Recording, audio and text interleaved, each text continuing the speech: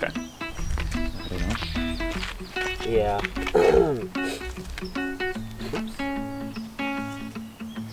So, Oops is not what I wanted to hear, but yeah. it's so short. You know you're short when your feet's dangling. Well, you know? I'm on the edge of my seat just so I can put a foot down. So ghetto. Look at this. Hella ghetto. Oh, that's funny. Okay, cool. All right, Nick. Welcome to Setting Stages. Yay! With First Eddie time. Mack. Yeah. Sweet. Thank you so much for joining me. Yay! Thanks for having me.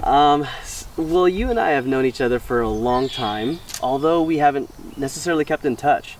And so the way I caught up with you really was just kind of through social media and finding sporadic updates of where you are in your life. You know, I knew you through dance, and that's kind of originally where I know a lot of people on my podcast.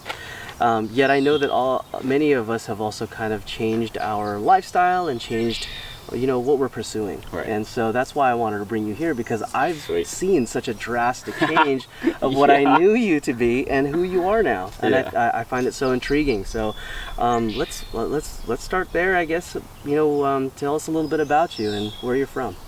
Yeah, dude, my life has evolved so much since, like you said, since we last talked. But since the beginning, it's just, I'm like a typical Asian, you know, doing what your parents wanted you to do. And at that time was, of course, I pursued dancing, but also selling real estate, because I'm like, I want to be financially set. This is what is acceptable in what, you know what I mean, to make that money. But I was just so unhappy. Things kind of fell apart with relationships, with not being fulfilled, not being able to get out of bed, and just needing something a little bit different, needing something a little bit more. And then that's when I went back to school to get my degree in marriage and family therapy, and then I've been a therapist ever since. Right on. Yeah. Well, as far as you being a therapist in marriage and family counseling, is that what it is?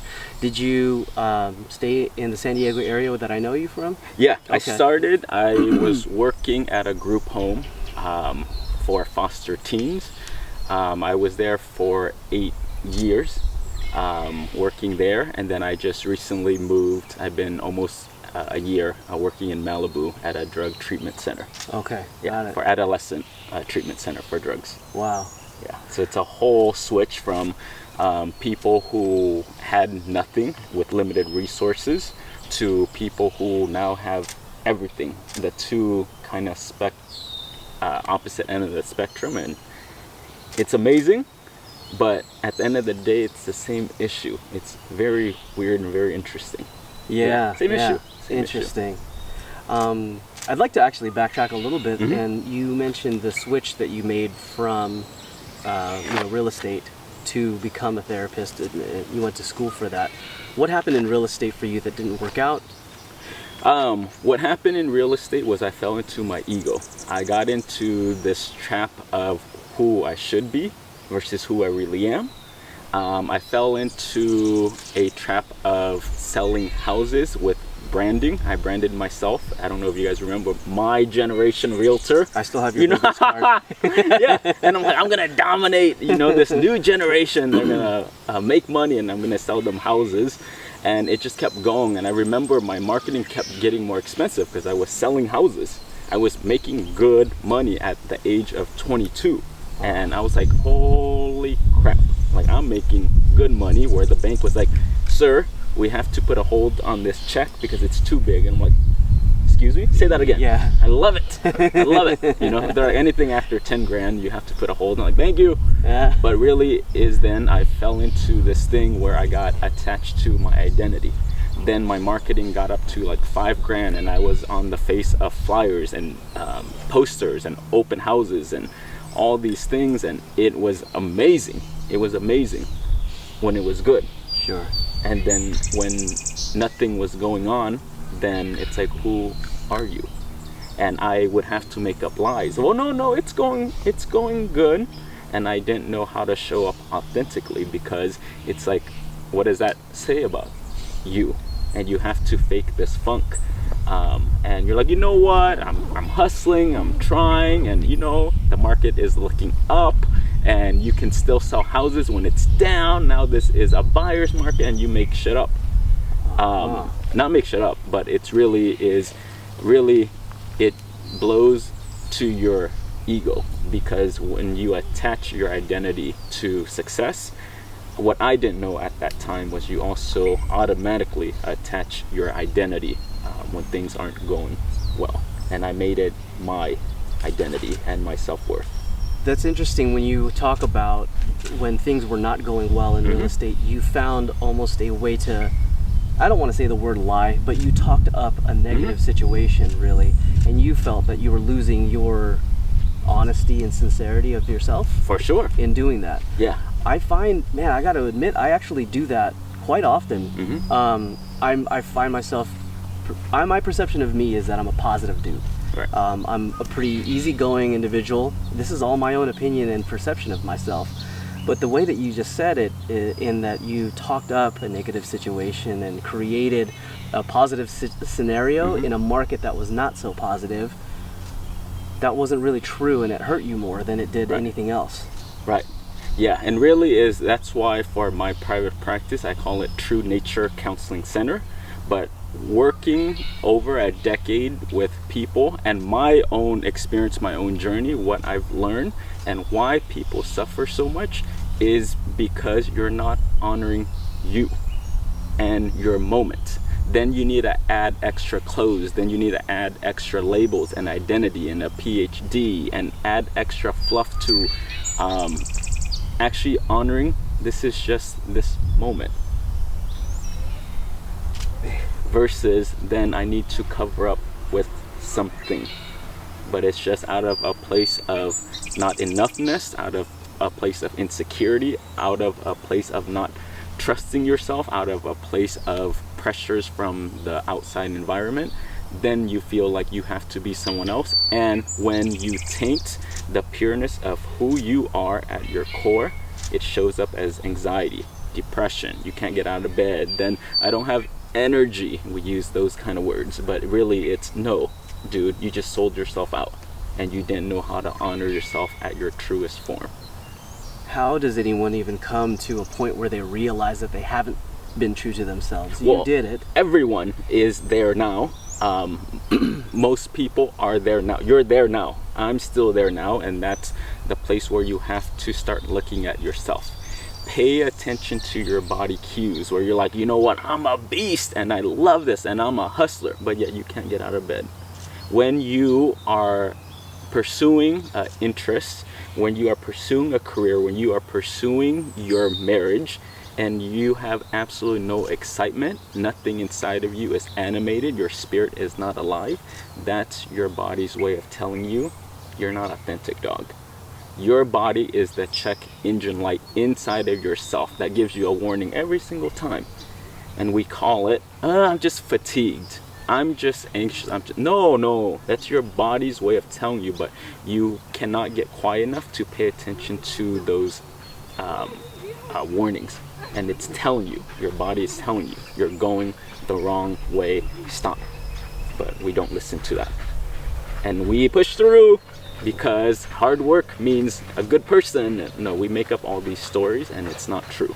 Yeah. And it's gonna hurt yourself, and you will come to this realization sooner or later. That's unreal. When you spoke on, okay, you and I had a conversation before this several weeks ago, and just in that 20-minute conversation, so many light bulbs were turning on for me, and you're going through that with me right now. Like I'm feeling a completely different mindset each time that I hear you speak on it, because you've dove into it even deeper today.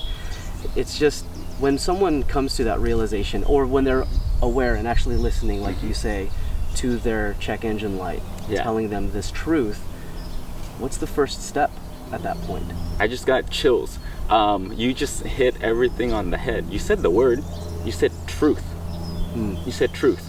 And also you said something like inside of you gets excited. Yeah, what I sparked inside of you as you're listening to this is your spirit. Your spirit knows this. This is not new information, but we've been clouding it with all the things we were taught, we learned, and it's not true. It's not true. You know exactly what I'm talking about. When you sell yourself, when you betray yourself at any big or small form, your body will tell you. You will pay the price. And if you don't listen to it, you will get sick. That's just how it works. Yeah. All right. I don't think I even answered your question, but I just got excited when you said the word truth. Well, and a knowing and your spirit. In that case, I suppose, and my question was, what's the first step from that moment when you have that truth right in front of you? Where do we go as average Joes from there? How do I answer this? I guess, well, everybody's different. That could be the reason why it's so hard to find the... Yeah. The thing is, when you hear truth, you automatically get downloaded with information and instruction. Okay. But the question is, how clear do you want to hear truth? When someone says, I am overweight, I need to exercise, in an instant, you will get instructions that tells you to clean out your fridge, to join the gym, to cook differently, eat differently, stop putting that in your mouth, all these instructions. But you just have to decide do I have enough courage to hear that and act on it. But it's just really acting on it. Yeah, you know what you have to do. Yeah. What's your take on people who don't act upon it and they end up going back into this, I'm just gonna go ahead and fight through like my truth or whatever, this is my truth, and I'm just gonna have to live with that. But really, you just said it, they just need to act on it. What do you think holds people back from the act? Carolyn Mace talks about this all the time, but this is the easiest way to understand why do people not change. Why people do not change, it comes back to a simple answer, is because of the speed of change. They're not ready to. When you hear a truth, that's why the kids I work with, they will smoke and use drugs and do all this stuff. But what it is because they can't handle the speed. If you were to hear a truth and it says, oh crap, I'm not happy in this marriage. Yeah, your life can change in a couple hours. You can get an attorney. You can take the kids. You can tell him we're going to divorce. I don't love you. You can start packing stuff up. Your life will change. And what happens is people say, too fast. My life will move too fast. So then they engage in drama. They need to process with their friends and their mom. No, you already know the answer. You just don't want to hear it, and you don't have the courage to act on it. So that's your body's way of saying, slow down, I need more time. What could have happened in a career change, in a relationship change? It can happen in a couple hours. Versus people are like, too fast, so then let me take 4 years. And then they create drama all around them. Wow. Yeah, chaos, and it's nothing. But and you already know that answer. It's the fear of the change, the pace of the change speed. is too Your much. whole life will move. Again, back to the person who is overweight and says, okay, I'm in it, let's freaking go. Right then and there, you got to change your clothes, you got to change your schedule, you got to change your friends, you can't eat out anymore, you can't, you might have to leave your relationship. And people are like, too fast, I can't hear that. And yet then you want to go process and you want to go, what are we talking about? You know that. You know you're overweight, you know your body is out of shape, but yet you don't want to get off the couch, and you don't want to put in the work, so it's easier to just bitch and moan on the couch. Is that the truth for a lot of it? And that's just weight loss. Imagine any other life changes, career change. Right. Pursuing even this podcast for me, it was a little scary as I started off, and I began to feel a little bit more comfortable. I'm only a handful of episodes in, really. Yeah. But I learned so much. What's happening to me when I felt that boost of confidence as progress began? You're learning how to respect yourself. You're learning how to listen to gut intuition and acting just straight on your spirit. So then when you do that, you don't judge yourself as, was this good? Was this bad? No. By the end of the day, I was guided to start a podcast. I like to ask people questions. I like to get to know their world. Then I like to translate that to give and be of service to other people. And you're doing that. And it feels good. And I can sleep at night because I honored me. That's interesting. You said I honored me, because I feel so much more fulfilled because I'm pursuing this. Yes. I don't get paid a dime for it. And I'm not concerned about that in any immediate sense at all. And yet you said it so well and articulated it. I'm so at peace at it. Yeah. You know? And this is exactly telling me it's sparking your spirit and spirituality, which is anything inside of you. This world is completely opposite of our physical world. Our physical world is money and power and status and results and expectations, but the spirit world is, I just do it. I just do it. There's no other explanation. I do it because I do it. I'm called to do it. You know, that is an answer. Yeah. Yeah. You don't have to add anything. But is in the invisible world, in the spiritual world, and why people won't go there is because you're not seen, you're not heard, it's invisible. You don't need validation. You just do what you're guided to do. When we have those scenarios where I'm just going to do it because I'm going to do it and it feels right. Mm-hmm. When we say that to ourselves finally, there's some weird emotional hurdle that we have to get through, and I'll speak for myself. I'd say that I've had instances is actually the one question that probably comes to mind is, what will they say? Yes. What will people think? And yet your philosophy, or what you're telling me and teaching me, is that act upon it because it's the right thing to do for your spirit. Yes. And why people, what is happening to you right now is you're switching from the physical world into the spiritual world, where you're guided by the inside. Before, you were guided by the outside. Nothing wrong with that. But now you're starting to develop inside. But why you can't act on it consistently and why you're still worried about everyone else is because you don't have that stamina yet. You haven't practiced. You haven't practiced. You've been doing this for how long? So it's like when you go into yourself, we didn't talk about this, but I ordained in Thailand as a Buddhist monk in 2015 and 2017, and I went there. And the first day that I got into my robes and we shaved our head, we ordained, they tell you, you're a newborn.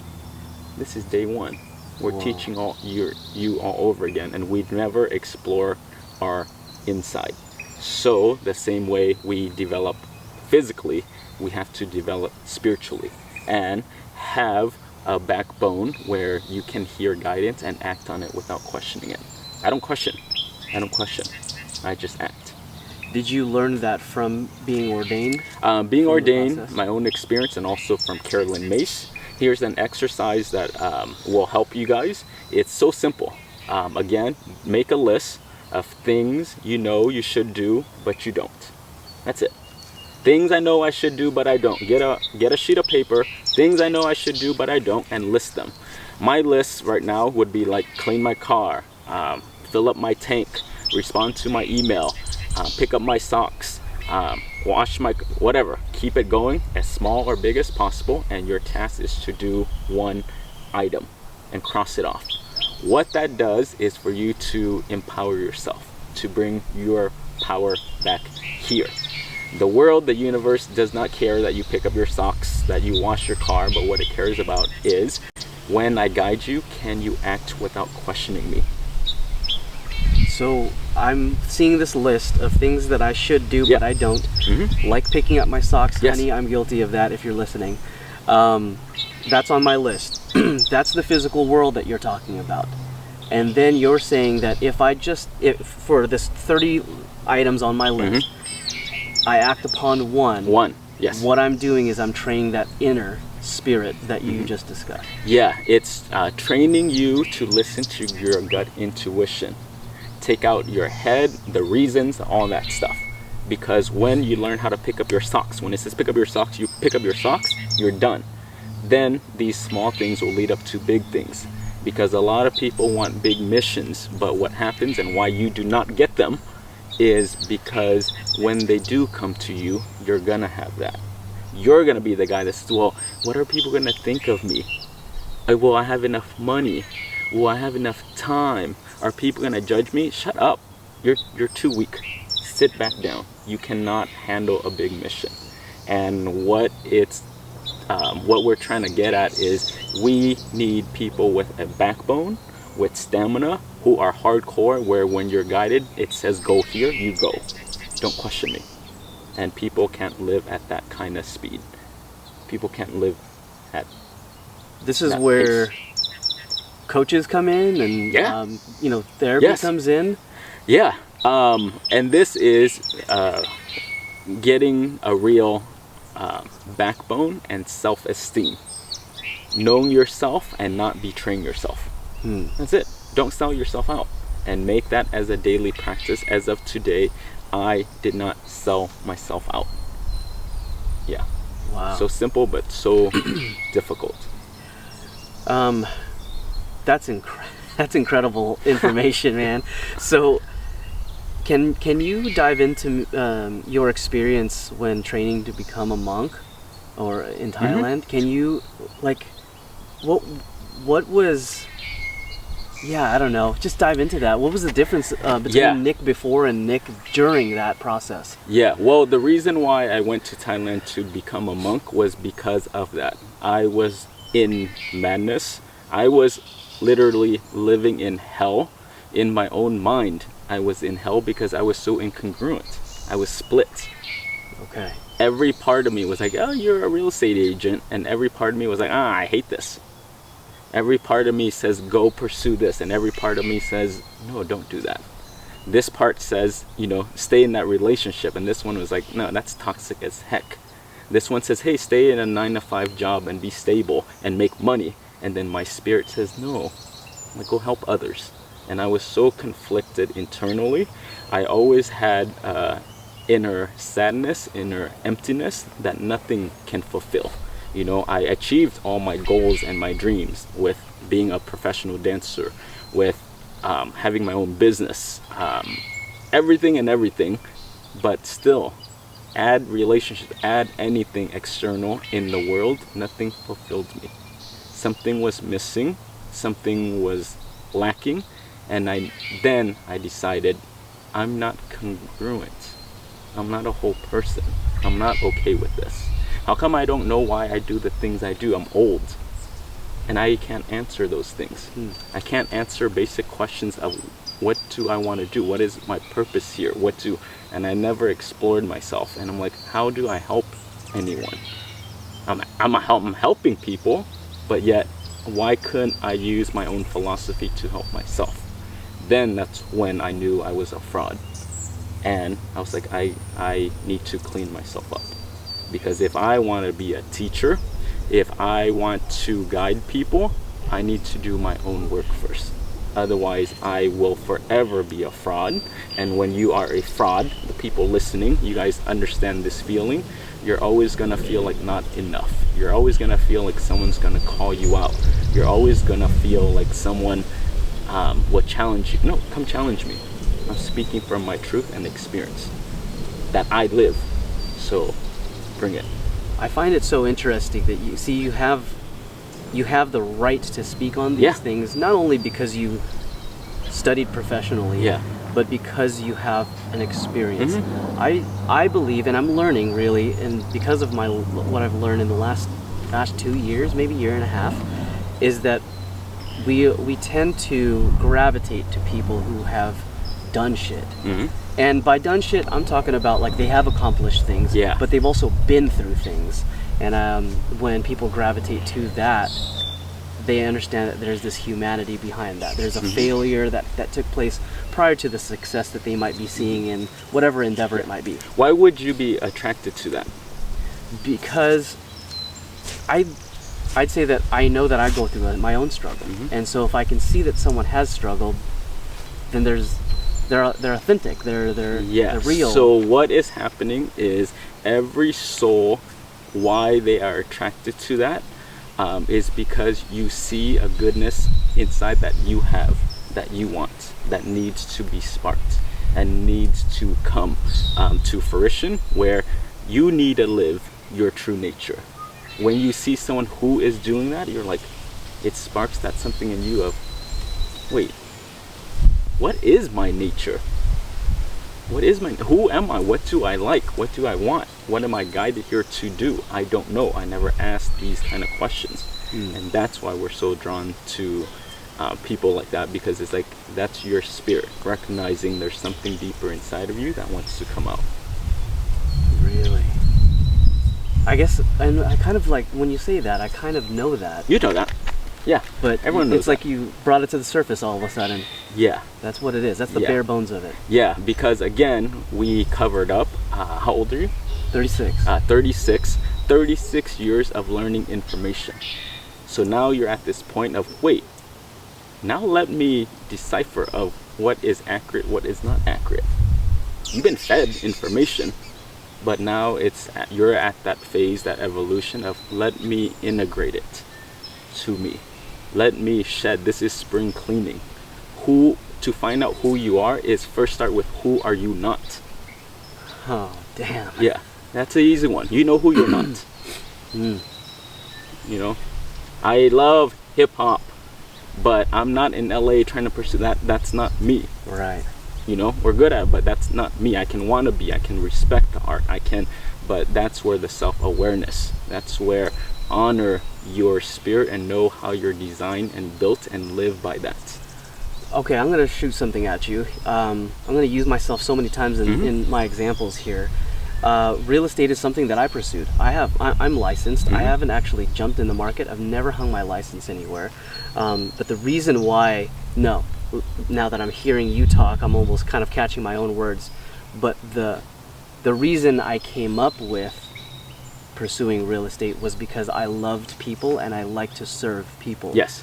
I like to talk to people, and that seemed to be a lucrative path for me to pursue, because it made the money, and I can do what I love, which is talk to people and get to know what they want to accomplish. Right. That was what my truth was. But I never did it. People have asked, why don't you do it part-time, and this, that, and the other, and my reasons were, well, I need something stable. I have this long commute to work already in my day job. Do I really want to spend extra time, my weekends, etc., to pursue real estate and then not spend time with my family? And those are the things that I value, you know? Okay, so I guess what I'm asking you is, I never did it. I never did real estate. And to this day, I say that I want to do it for the same reasons probably, but I've never actually taken the jump. What's that all about? Many factors at play, but I think what is sparking inside of you is that entrepreneur part of you, that caregiver part of you that wants to teach and help out. Because I have that, and I put it into the realm of real estate, not understanding you're in the wrong freaking lane. You can like what you're doing, but know your lane and stay in the correct lane. Because every part of me, then when I open up my therapy business, oh my god, easy. Yeah. But yet my entrepreneur part, put it in real estate. I'm not a real estate agent. I was good, but I didn't have enough energy to sustain it. I didn't have enough energy to get out of bed, because that was my body's way of telling me, bro, you're getting close, but wrong area. And when I teach, that's like me teaching chemistry. I cannot bring that to life. I'm not a chemistry teacher, but put me as a teacher of healing, put me in a teacher of the spiritual world and mysticism. Yeah, this is my lane. Yeah. Because that's how I'm designed and built. But I think you're onto something, but it was placed in the wrong lane. Right, so the context is incorrect, but the core of it is right. Yeah, because you have this wanting to help. You have this, I want to start my own business. You have this creativity inside of you. But again, channel it in the correct place, versus then you put it in the wrong place. Let's say I'm a teacher. I'm going to be now a chemistry teacher. then I'm gonna do that job 9 to 5, and then I'm gonna go in there and complain, how come I'm not as good? How come I'm like, my lessons plans aren't that like amazing? Yeah, because you're not a freaking chemistry teacher. You're not built that way. Honor your spirit. You spoke to me about how you got this opportunity in Malibu to be the therapist that you are now, and in the organization that you're in. But the way that it happened was that you had been invited, or at least tagged in the Facebook to do a talk, right? Yes. Can you tell me that story again, please? Yeah. So the organization that I work for right now, they were putting on their first annual conference to be the leader for addictions with adolescents and their families.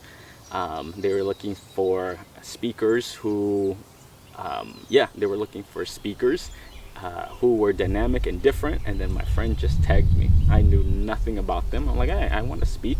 I've been trying to get myself out there, and I want the experience, you know. And then I went to speak, and then they just hired me then and there. My topic was how a hip-hop monk heals the soul. And I was nervous because I went into a freaking addiction treatment center, like #1 in the freaking world in Malibu, California. And I'm going there with no addiction experience, but I'm coming with my lens of how to heal addictions with the spirit. And I just spoke with me. I didn't judge myself, and they just booked me. They asked me, do you know 12 steps? No, I don't. Do you know DBT? No, I don't. Do you know this model? I'm like, no, I don't. They're like, well, what do you know? Well, I know suffering and I know healing. And I can go toe to toe with anyone. So then that's how it came about. But a lot of people think like, oh my God, he did his thing and he did great and now he's over there. But what you don't see is what I've been doing for the past decade. I'm the only one who does this, where I've been hustling in the background quietly. You don't even know this because I don't say it. But I've been speaking at every single college in San Diego and LA. And what I did was, I'm like, I want to be a speaker. So I reach out to every single psychology 100, 200, 300, 400, 500, 600 class every single semester. And I said, hey, do you guys need a guest speaker? Can I speak to your students?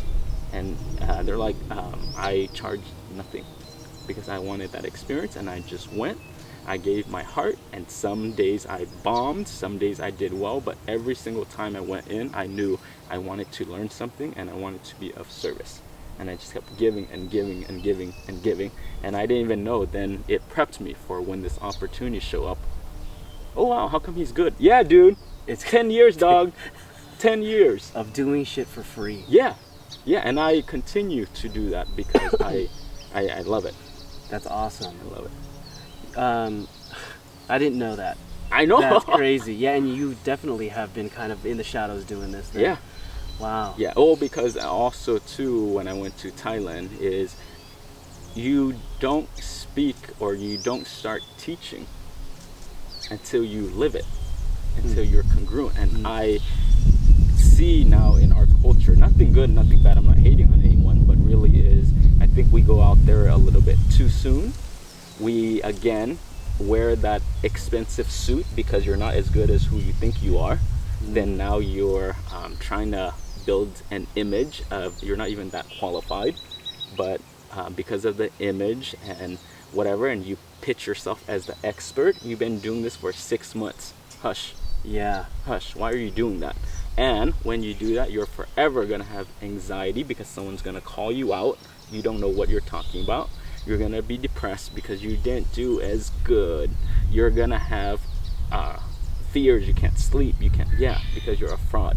Let's keep it real. That's so crazy. Because I've only been so open about me wanting to speak or like give people an inspirational sentence or whatever on Instagram, and that's for the sake of posting something to hopefully jumpstart your day. Yeah.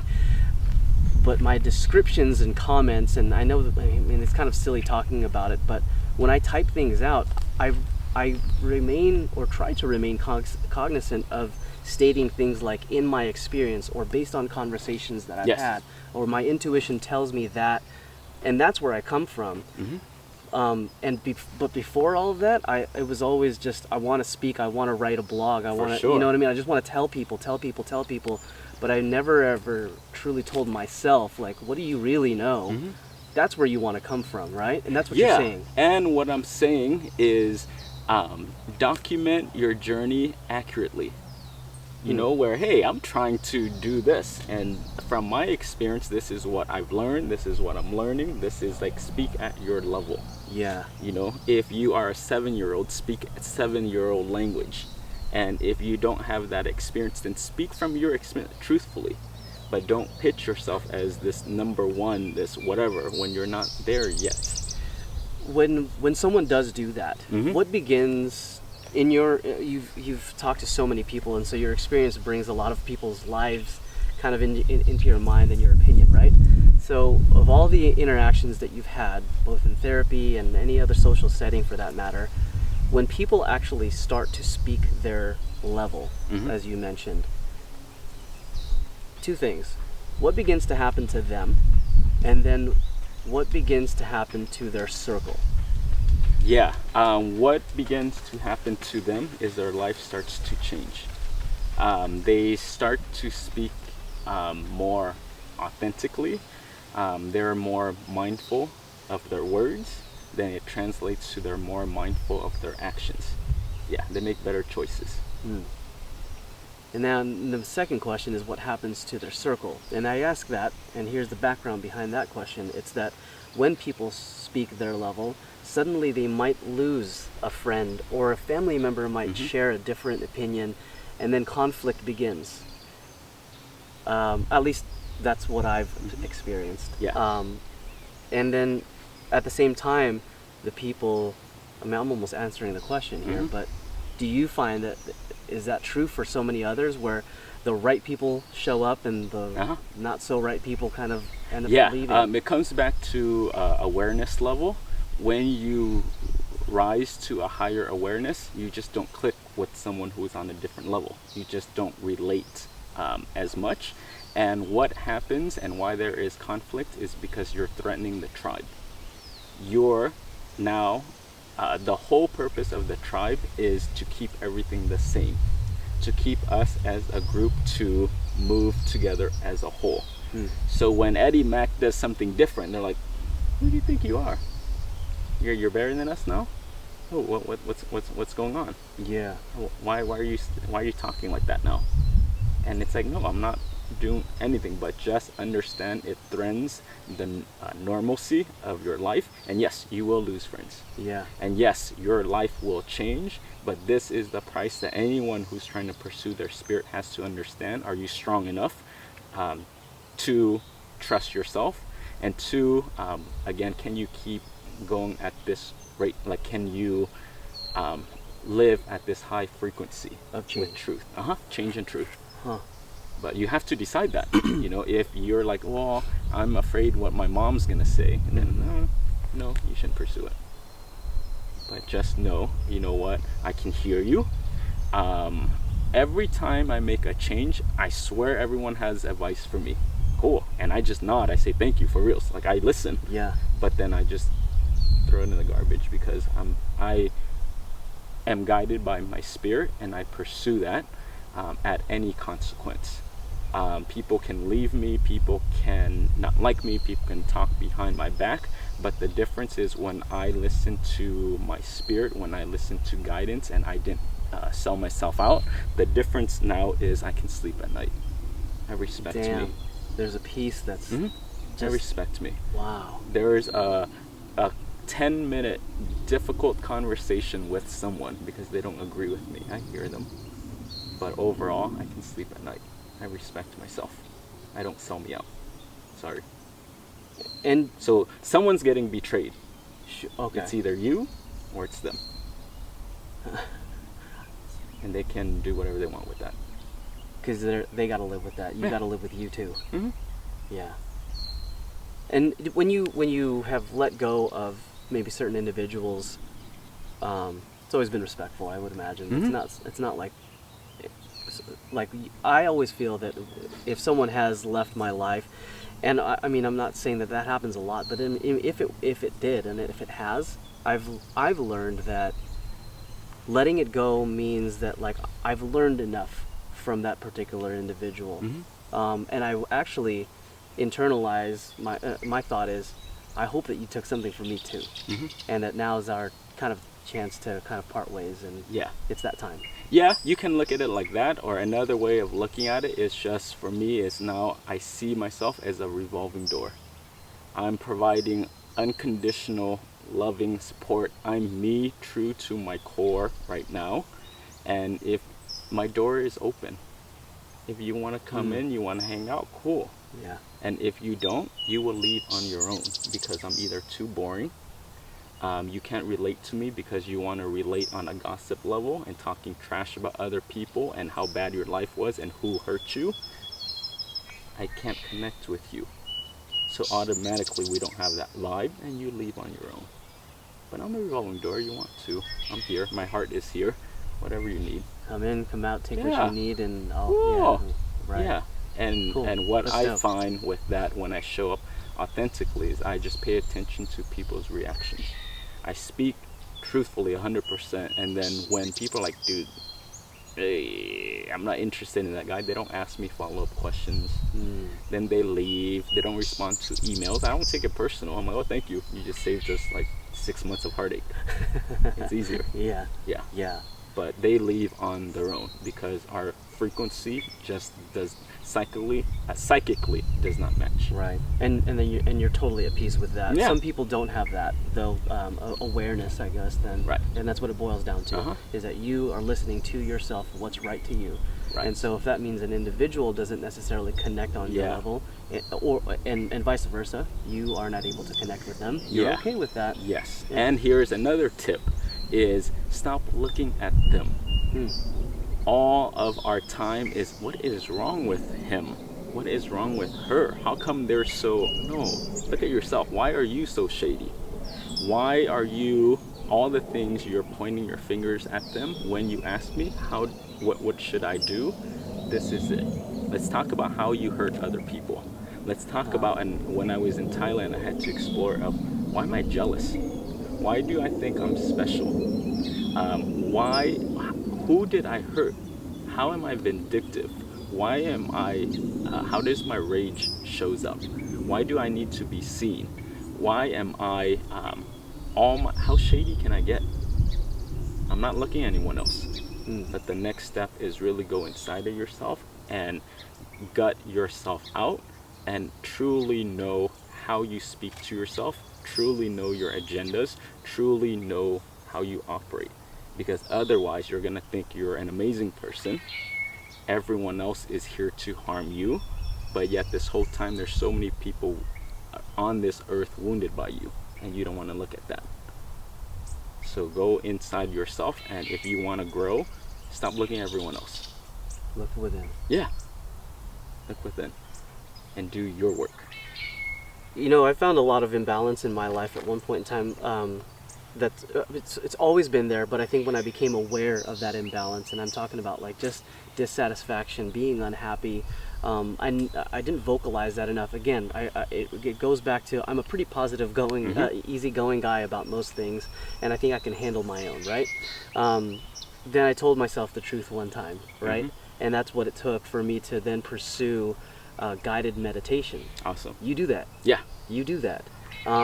So what benefits of meditation should people know about? Well, meditation for me is probably the most important thing ever, because what it does is when we go through the day, we collect emotions, we collect experiences, we collect dirt and debris from the day. And the same way we automatically shower the physical body, meditation is showering of the mind. We never clean it. And people wonder why when you're looking at life, your lens is a mess, why you're an angry person. Yeah, because you've never cleaned your mind. You never cleaned your lens. You do that with the body, but where do you do that with the mind? That's your lens. And meditation is key because it makes all the emotions, all the dirt settle down, and then you can see clearly. Your intentions are more clear. Everyone will say, I don't have time to meditate. But for me, it's, yeah, you don't have time to meditate because you're sloppy and you're busy making time, cleaning up mistakes you made before. Because you're an angry person and you hurt someone else. Because you made wrong choices, because you weren't clear. And you're cleaning up a lot of your life versus taking like 5 minutes, 10 minutes. Settle your mind and speak more mindfully. Be more clean and pure with your intentions. When you want to go into a new business venture, it's like, do you even really? Or is that your mom speaking? Who is talking? Are you feeling pressure because you need to make money to be relevant? Is it you're joining this dance team because it's a status thing? Like, people don't even know why they do the things that they do. And meditation gets you quiet and still, and gives you an opportunity to clear your intentions. Why do I even do that? Why do I even want to do that? Who am I? That's dope. Because I feel like there was so many things happening externally, like or in the real physical world, my day to day. There was a lot happening. I was constantly, it's crazy, Nick. I was telling myself so many times, and even to clients that I would interact with at work, that I make this commute. It's super frustrating. There's so many things that go on in my mind. By the time I come home, my kids are fed. They've done their homework, they've taken a shower, and they're literally brushing their teeth when I walk into the front door, and I'm eating dinner by myself. I've said that story over and over and over. And then, I mean, it took years for me to finally snap out of that and be like, why the hell am I still saying this after so long? Yeah. And I found that in order for me to kind of, and I would bring that baggage to work as much as I would, I would come in with a smile on my face every day, and I work with the public. So I come with a smile on my face to my team, to my customers, and I would come home thinking that I have a smile on my face for my family too. But really, deep down inside, man, those demons and that dirt starts to show on the surface. Yeah. And that's when I was just like, dude, you gotta stop this, man. What can you, what do you need to do to change? And that's when I was like, maybe I need to just find some balance. And so I went into, I started YouTubing and looking around the internet for guided meditation. I was like, I heard meditation helps people clear shit out. Let me do that. So I did it, and dude, 3 minutes. You said 5 to 10, 3 minutes. In the first 2 days that I did it in a row, I felt the difference. Yeah. And people told me that they saw the difference. That's wild to me. Oh, yeah. So, and you've been doing it, this is a daily practice for you. Oh, yes. Without a doubt. Day. It is part of your, it's the outfit you put on every morning. 30 minutes a day. Yeah. 30 minutes a day. You see, that's... in Thailand, 5 hours a day. See, that's unheard of for me. Right. So right now, I'm proud of the fact that I can sit through a guided 10-minute meditation. You can do it on your own. What's that transition like, going from someone guiding you to do it to then doing it on your own? I find my thoughts are everywhere when I try it by myself. Yeah, this one is hard for me to answer because I don't really think. I don't know, I just don't. Well, I admitted that I do. Yeah, I really just shut down. I just don't think as much. And again, it's just been a daily practice for years. Okay. Maybe 8 years now. Okay. Yeah, maybe 8 years now. But again, just practice. Just practice. Yeah, but I want to go back to what you talked about with your experience of with that work thing. Okay. Look at how that played out, or what we were talking about. As you were doing this commute, you heard truth. And the truth says, Eddie, cut it out. This is not the life that you're wanting. This is not how you're built in your design. I get it, you got to pay the rent, but it's not honoring you. So then what happens, instead of hearing that truth and acting on it, again, it can happen like that, then you needed more time. It took you a couple years, months to stay in that job, and when you don't act on the truth, you will always revert back to two things: lies and blaming someone else. So you will be like, oh, you know what? No, this is not that bad. You know, at least the commute, it's not too bad. I go against traffic.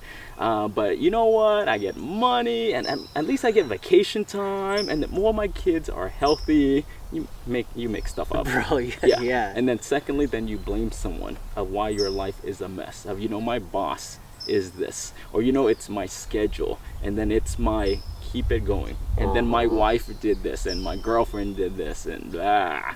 And my mom, it's because of my mom, yeah, because we're Asian and she makes us work, blah. You're gonna always blame and lie because your spirit can't handle you betraying it.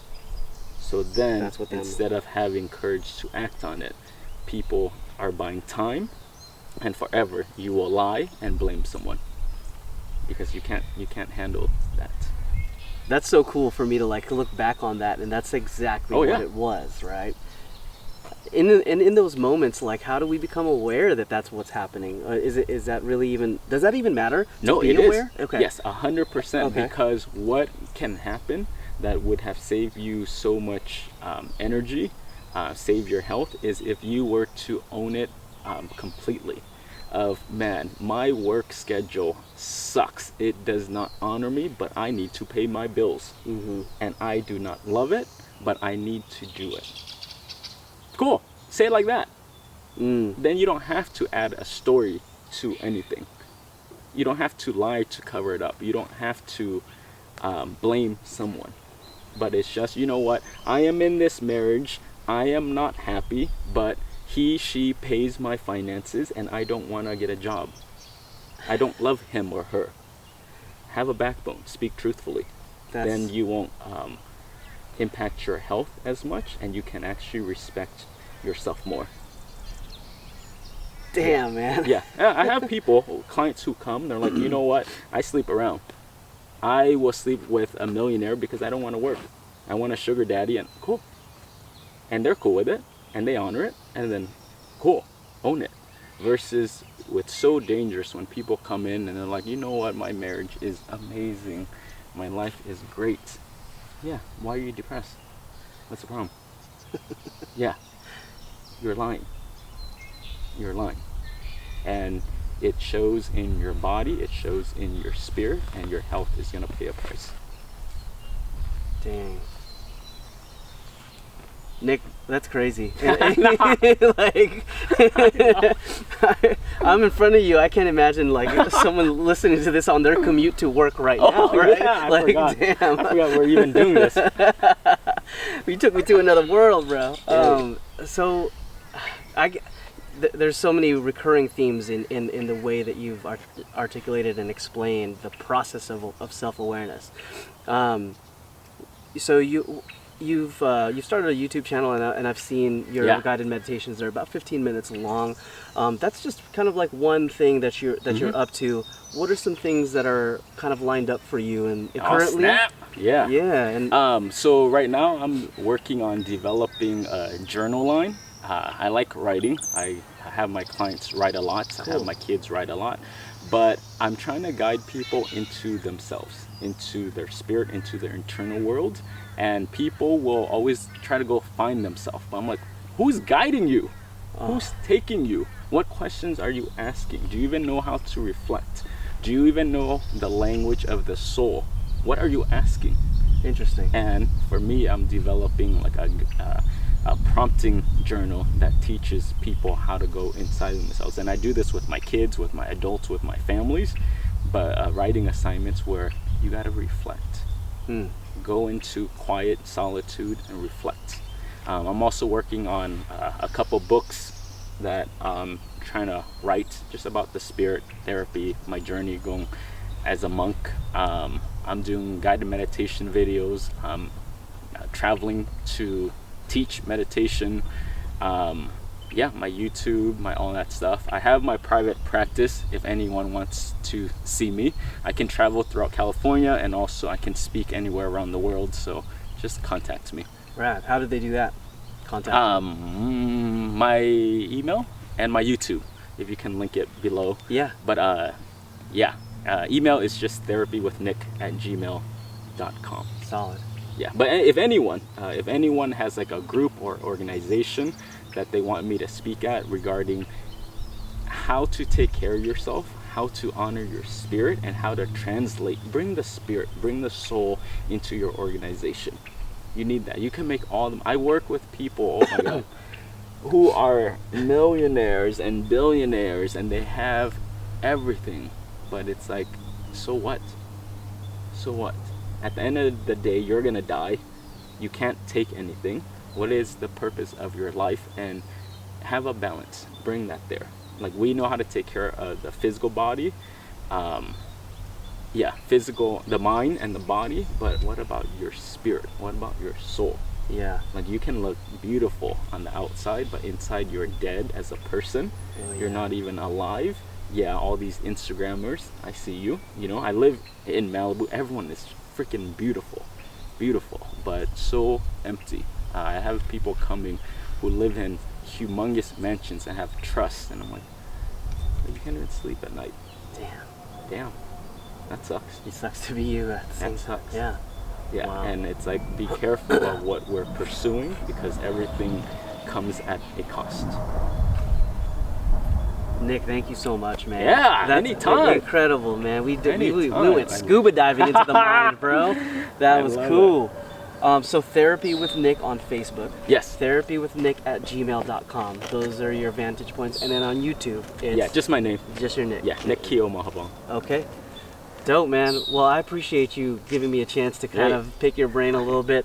But that was incredible information, bro. I appreciate it so much. And anyone, if they have questions, they're more than welcome to ask, call, email. Like, I'm so open to any of this stuff. And however I can be of service to you guys, anyone listening, watching, let me know. Thanks, man. Yeah, that's powerful stuff. You, rock, brother. Hey, what? We did it. Oh my God, we're burnt. I know. I was thinking that the whole time. Woo, my legs. Yeah, you guys